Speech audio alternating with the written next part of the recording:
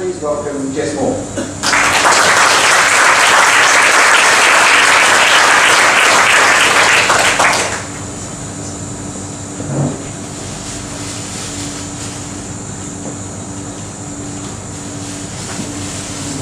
Hello. I guess the first thing I just want to say is thanks for coming out today. It's great to see actually people in this area who want to know more about coal seam gas. It's great to be here, and it's great to be in the air conditioning RSL. So firstly, I just wanted to start with what is coal seam gas, because I think it's in the media a lot. People are hearing about the risks, and then we've got industry saying it's great stuff and we need it. But there's very little information about what it actually is and what mining involves. So the first thing to say is that coal seam gas mining is simply mining the gas that exists in coal seams. So obviously all historically you'll be aware that we have coal mine explosions, and those explosions are caused by the gas that's present in coal seams. Now that gas is actually trapped by water pressure. So the reason the gas stays in that coal seam is that coal seams also have water in it. So to mine the gas, what you need to do first is drill a well from the surface through any groundwater systems present into your coal seam. You need to extract the water from that coal seam, and then the gas can migrate up the well to the surface. Really simply put, all coal seam gas mining involves that technique. Fracking, or hydraulic fracturing, which is probably the term you've also heard, is a technique because coal seam gas mining is a kind of unconventional gas mining. So conventional gas is the gas we've all had in our homes for generations. And conventional gas is gas that flows very easily from a rock, through that rock, up the wellhead. Unconventional gas is mining in a formation like a coal seam, like sandstone, where the gas doesn't flow easily or from a wide area through that rock. So what you need to do is open up the porosity of that sand. So fracking is the technology that's been developed and made this a commercially viable industry, essentially. So what you do when you frack is you pump large volumes of water and chemicals into the ground first, and you actually shatter that formation. And there's sand in that mix, which then holds the little pores in the coal open so that the gas can flow more easily and from a wide area. So that's where the technology fracking, or actually other stimulation techniques. The industry is often moving away from the term hydraulic fracturing to use other methods, but bottom line is essentially it's shattering the coal seam so that the gas can flow really easily up the wellhead. Now obviously there's some concerns with this, and the first to say is water. Obviously we've heard a lot about water and coal seam gas mining, but there's a number of concerns when it comes to water. The first thing to say is that Australia is a very arid country. It should go without saying, but obviously it needs to inform any decision we make about developing this industry. And coal seam gas mining uses large volumes of water. So firstly, all of that water you draw out of the ground, that's actually water use. Because you extract and deplete our groundwater systems by that amount. And so what happens when you deplete those groundwater systems is that those overlying freshwater aquifers have to drop down to recharge that coal seam, and surface water systems drop down to recharge those aquifers. So essentially, you've got water depletion that happens in this industry. Now, just to put it into perspective, the Australian government's water group is estimating that this industry will use up to 5,400 gigalitres of water every year. Now, when I first read that figure, it meant absolutely nothing to me. I had to find out what gigalitre was and just come up with what that is. But to put it into perspective, households Australia-wide use 1,872 gigalitres of water every year. So this industry is going to deplete our groundwater systems by 3 times the amount that we use in our households Australia-wide every year. So it's a big user of water. The second thing to say is that water that's drawn out of the ground is contaminated. So water that's been sitting in a coal seam is high in salt, it's high in methane, and it can contain toxic and radioactive compounds and heavy metals. That's before you even go down the path of fracking and drilling fluids, which also involves toxic chemicals. So we've got 5,400 gigalitres of contaminated water being drawn out of the ground that can't be spilled, that has to be treated, and that we don't have a current treatment method for that can remove all possible contaminants. So contamination is a massive issue. Fracking involves pumping large volumes of water with toxic chemicals into the ground. and we can't recover all fracking fluids. Obviously, if you're pumping large volumes of water into the ground and shattering that coal seam, you've also got some of those fluids escaping into the surrounding environment, somewhere between 20 and 80%, and it depends a lot on the local geology. But essentially, we've also got contaminants going around our environment when we're using that extraction method. The next thing to say is that that well goes through our groundwater systems. So the other thing is that if we have any leakage of those fluids in that process, that can get into our groundwater systems. Now this isn't a hypothetical. We've got great difficulty in Australia around proving that this caused this, because no one studied what was there before coal seam gas mining happened. Around drilling sites in the Pilliga, we've got chromium, salts, arsenic, lead, petrochemicals in the soil. No one tested that soil before coal seam gas mining set up, but we have those things in our soil in forest in northwest New South Wales now. That project actually has now been proven to have contaminated the groundwater system with uranium, which is known to have been a result of the setup of this industry. The photo here, and why I want to talk about this, a little while ago we actually toured a farmer from Pavilion in Wyoming. He lives in an unconventional gas field. He has wells on his property. And it's reached the point where, one, the industry now trucks in all the water that he needs to drink. So he's not allowed to drink from his taps anymore, and that the same thing goes for all of his community. The second thing to say is that if he has a shower, so he's not drinking this water, he's not showering in this water that's trucked in, but if he has a shower, and this again goes for everybody in this community, he has to ventilate his house under the instructions of the EPA. So when he has a shower, he has to open his doors and windows because the exposure risk from the methane coming out of his taps is so high. And that's not, this isn't just anecdotal of someone coming and complaining. This is under instruction. His water is trucked in and is under instruction from the US EPA to act in this way with this problem. The next big risk, and this flows nicely into it, is methane. So coal seam gas mining is methane. That's actually what the industry is after, and that's what can be burnt in our homes for power, can be used in industrial processes. That's what coal seam gas is. The problem is if it leaks in any part of the process. So if you've got a gas field and your pipeline, your processing plant, your wellhead, any of these things are leaking, you've got methane leaking into the atmosphere. And methane is, of course, a highly potent, highly explosive greenhouse gas. Now this poses problems for people who work on their site. Obviously, it introduces a particular risk. It also poses big problems in terms of bushfire if this is happening in a forest, in an undeveloped area. Because if you've got coal seam gas mining that's leaking essentially out of the ground, you massively exacerbate the bushfire risk. And also your capacity to put out that fire. And again, I think it should go without saying, but I'm going to say it. In a country like Australia, that seems crazy. Studies coming out of the US are now showing that off unconventional gas fields, when I say they leak, that sounds abstract. What if they leak? How much do they leak? Studies coming out of the US now show that within their first year, 6% of wells fail. So immediately upon construction, you've got wells that are leaking. They show that within their lifetime, 50% of wells fail and break. So again, you've got leaking methane. And when I say that, that can leak at any point in the process. So you've essentially cracked your underground system. You can have methane leaking at any point on your well. You can have methane leaking at any point in your pipeline, your processing plant. But the ground itself can leak.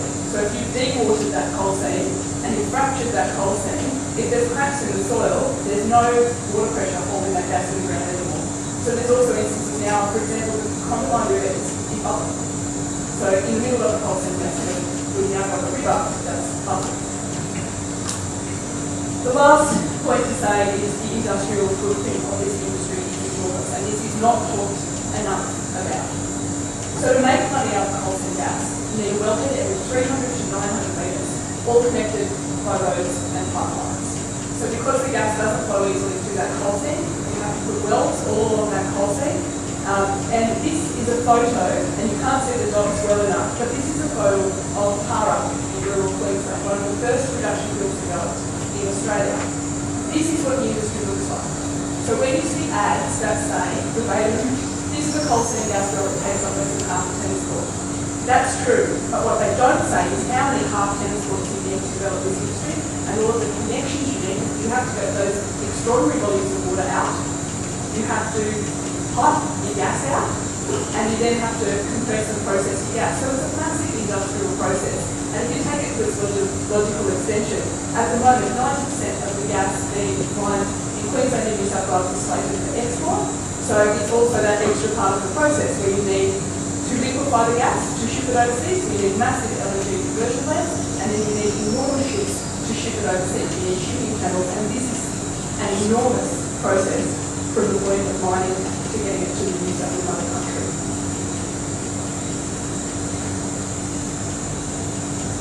Now, 4 years ago, I didn't know this.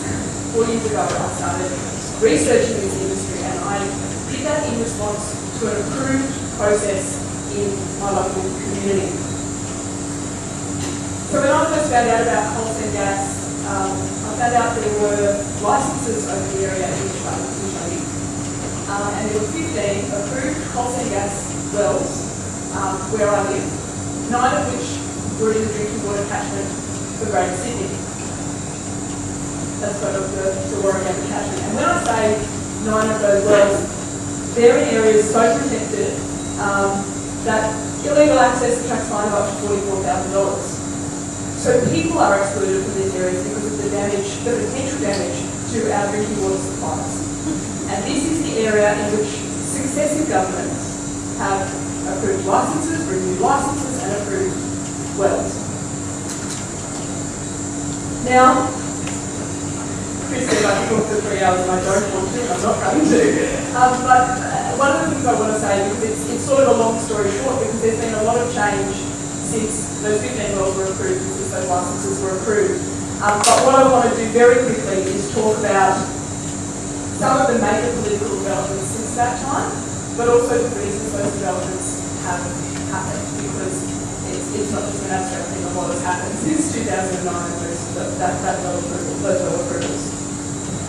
So the first thing to say probably, and I'm going to talk about my project, the project where I live, and then projects across the state, because of course it's not just a where we live concern. But the licences in the area in which I live were first approved by EOB.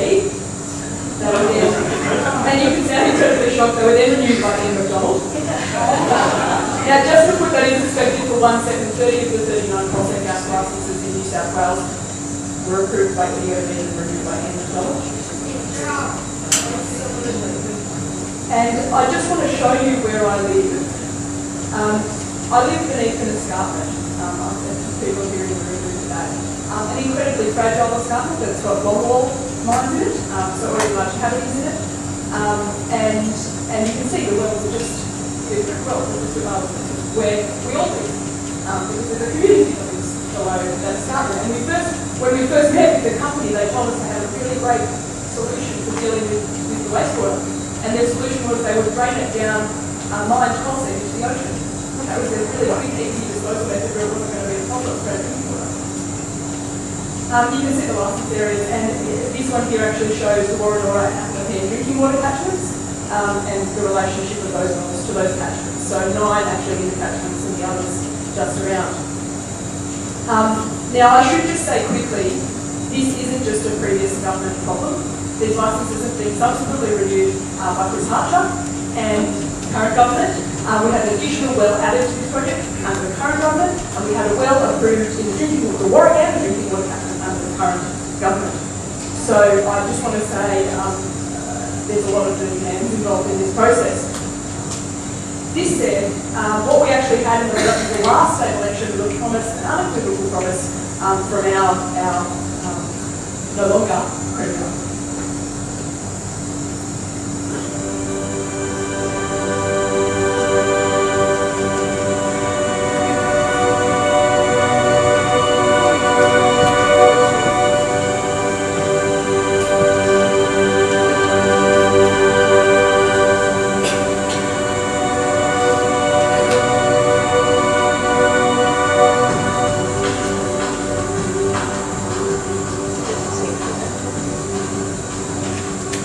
Next Liberal National Government will ensure that mining cannot occur here, will ensure that mining can't occur in any water catchment area, and will ensure that mining leases and mining exploration that occurs reflect that common sense. No ifs, no buts, a guarantee.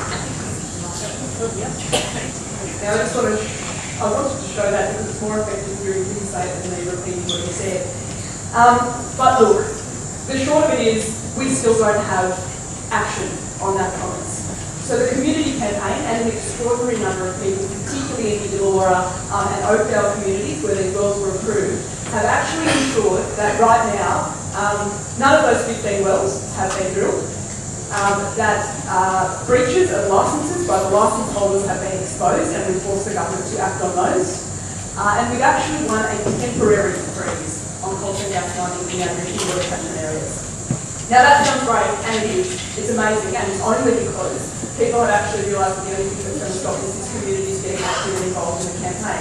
And to quote one statistic there, this is a member for Heathcote, and my local MP covers the area in which this project is approved. He actually reported to the Illawarra Mercury who's getting 400 emails a day about this issue.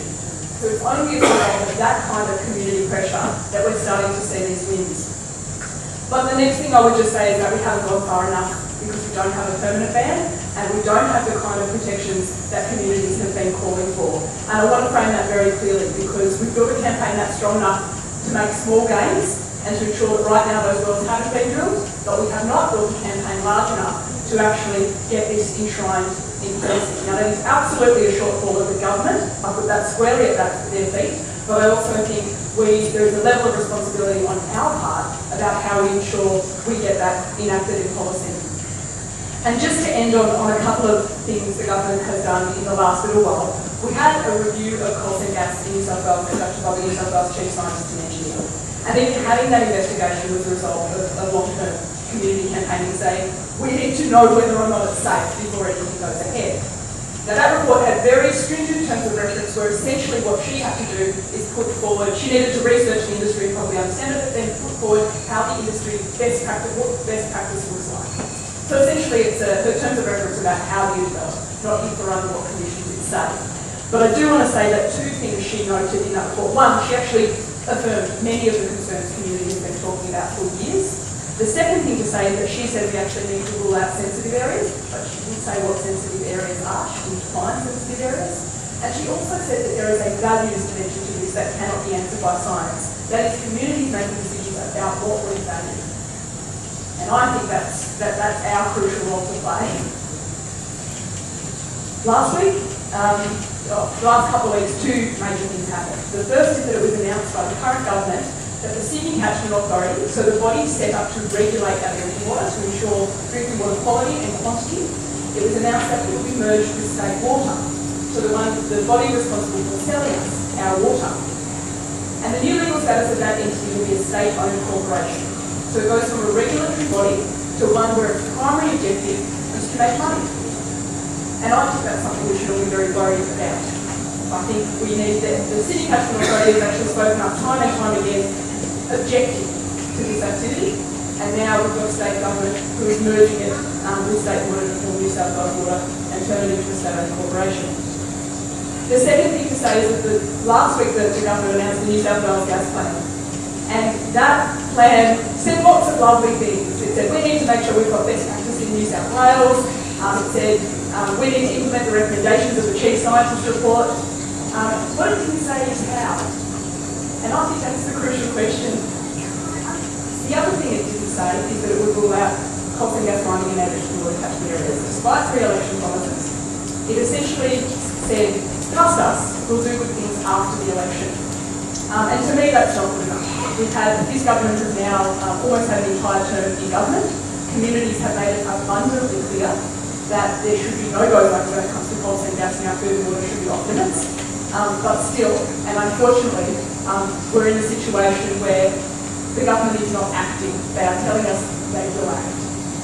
And as far as I'm concerned, 4 years of my life and many people across communities dedicated to this campaign, and we should not have to tell our government with this much veracity to do something so common sense as ruling out coal seam gas mining and drinking water catchment.